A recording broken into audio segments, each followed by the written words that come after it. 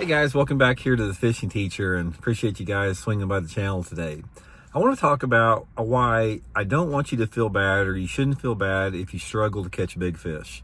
You know, you see a lot of people holding up these pictures of these giant bass all the time, especially guys from, Texas and Florida and California, even in your home state too. And it's like, a lot of times you'll think it's like, well, something's wrong with me. I just don't catch many big fish. So I'm going to give you guys a little bit of a attitude adjustment with that, and also give you guys some tips and advice, and sort of explain to you why some people are catching bigger fish than you are, and hopefully it'll help you guys maybe get a few yourself in today's video. Also, guys, for getting started, a couple quick things here. I'm getting ready to have my second live stream probably this Thursday, 6:30 Central Standard Time. This is our live stream that we do for channel members and Patreon members of my channel. So if you're interested in being part of it, guys, just go to my YouTube homepage here for the Fishing Teacher, hit the join button. We got different membership levels you can join at, or go to my link in the description and hit the Patreon link. You can sign up as a Patreon member, and these are private live streams that I'm going to be doing about once a week or so for the members, sort of give something back and talk about a lot of stuff we can't talk about on the main channel. And I'll answer all your comments and questions that you guys send through the live stream. So hopefully see you guys there. And also, guys, real quick, anybody interested in booking an on-the-water lesson with me for the spring, shoot me a private message on my Facebook page, Intuitive Angling with Randy Blaukat, for details. So appreciate that. Okay, this is something, and I even fall into this category sometimes too. It's like you see all these dudes holding up these giant bass all the time, and you're thinking, it's like, what the heck's wrong with me? Why am I not catching big fish? What's the problem here? So let's talk a little bit about, why you shouldn't feel bad about it. First of all, it's not easy to catch big ones. I'll tell you guys right off the bat, big fish are a rarity. It's not easy to catch them, nothing whatsoever. I mean, first of all, you have to be in a place where the big fish live to consistently catch big fish. And big fish also, they're relative to where you live at, because like in my part of the country, I consider a big fish to be anything over 4 or 5 pounds. If you're in Texas, you may consider an 8 or 10 pounder a big one, or California. So it's really relative to where you're at. But, just big ones in general. Like a lot of people just catch keeper fish all the time, or, 3 pounder may be the biggest they get. And why can't they catch one of these giant fish? Okay, there's a couple different reasons for this, and I'm gonna give you some tips and advice that'll help you out. Anymore, a lot of the big fish that you see coming are coming with forward-facing sonar. Big fish, just taken through traditional bass fishing means, are very difficult to catch. So a lot of those giant fish that you see anymore are being taken out of those deep water sanctuaries with forward-facing sonar that never would have gotten caught with normal fishing. And a lot of you guys know me on my channel. Don't use forward-facing sonar. I don't advocate it.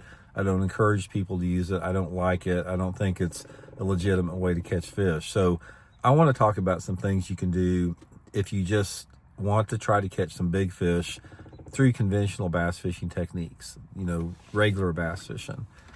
First thing you have to do, it's a combination of where you fish at and the techniques that you use.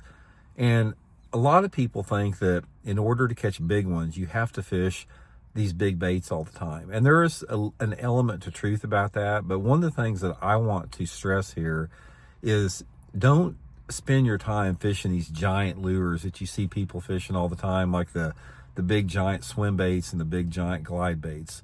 You're in a real world situation when you're trying to catch a big fish, you're not going to catch many on those. I mean, conditions have to be absolutely perfect, and you can throw them for days and days and days and never catch a fish on them, never even get a bite on it. So what you have to do, and why a lot of these guys are catching big ones that you're not catching, is they're using the baits that will trigger big fish, but at the same time, you're still catching other type of fish on them. In my opinion, some of the best big bass lures that I use are also appealing to smaller fish. So let me rank in order of what I think the best big bass lures are to catch a big one on. Number one, I think the best big bass lure overall, day in and day out, it's a very close first and second race between a jig and a spinnerbait. And I can't really say that one is better than the other. I personally caught more big ones on a spinnerbait, but I've also caught a lot of big ones on a jig. So I think more than anything, that's situational. So one of the things that if you're wanting to catch big fish and you're wanting to, like you see your buddies holding up, you've really got to spend a lot of time putting that jig and that spinnerbait in your hand a lot more in the right situation. Now, when I'm talking about a jig, I'm talking about a full-size jig, like my throwback jig with a big trailer on it, where the profile of the jig is probably about 5 inches long or something. Big bulky skirt, usually a half-ounce jig with a big trailer on it, is going to catch you some big fish, especially in a darker color. Big fish will gravitate towards a black and blue jig or a black and chartreuse jig more than they will a brown or green jig. So a big dark jig right at the top of the list.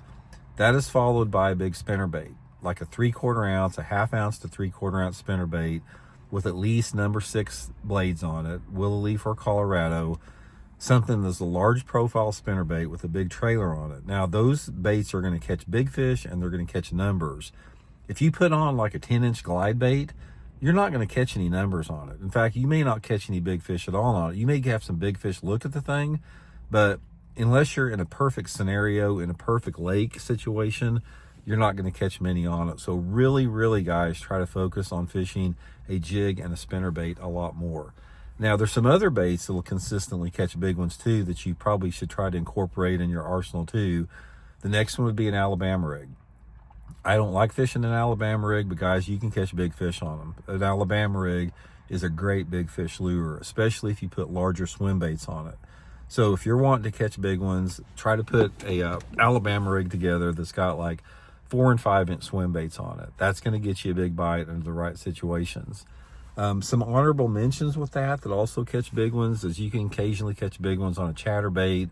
A big square bill crankbait can be decent at times, but that's more hit and miss. If I can give you a piece of advice, if you want to catch those big ones, is those are the 3 baits you want to focus on. Get good at the jig, get good at the spinnerbait, get good at an Alabama rig. And also, if you're going to catch big ones on that, you have to fish during the conditions where those big ones are going to bite. With all 3 of those techniques that I talked about, you're always going to catch more on the nasty days. And I don't mean it has to be super windy and raining, but I'm talking about like right now, if you can see the sky here, guys, it's cloudy here right now. The wind's blowing about 10 or 15 miles an hour. Temperatures about normal for the year.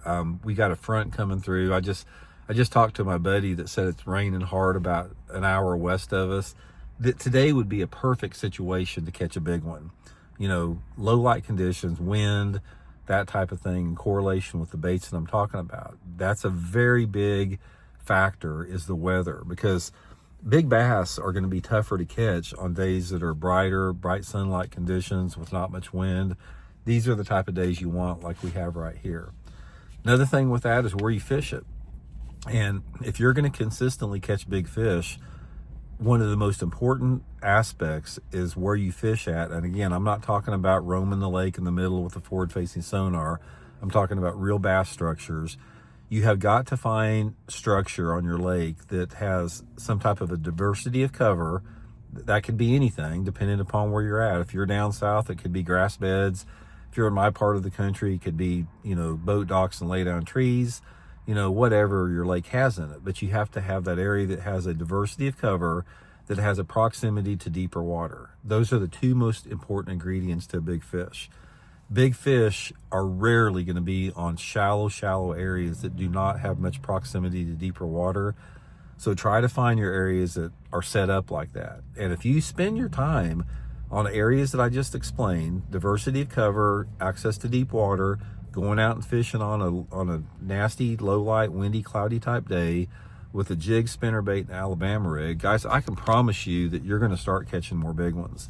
That is what you're going to have. And it's like, the more that you take yourself away from that, like the more you do not throw those 3 lures, and the more that you do not fish during the days that I just described to you, and the more that you don't stay in those type of areas, that's why you're not going to be consistent catching big ones. So anyway, guys, that's my advice with it. Like I said, cherish it when you catch a big one, because they're few and far between for most people. If you fish a public body of water and you do not live scope, big fish are not that common. So Don't feel bad if you don't catch a lot of them. Join the club. It happens to everybody. So, we'll talk later, guys. See you.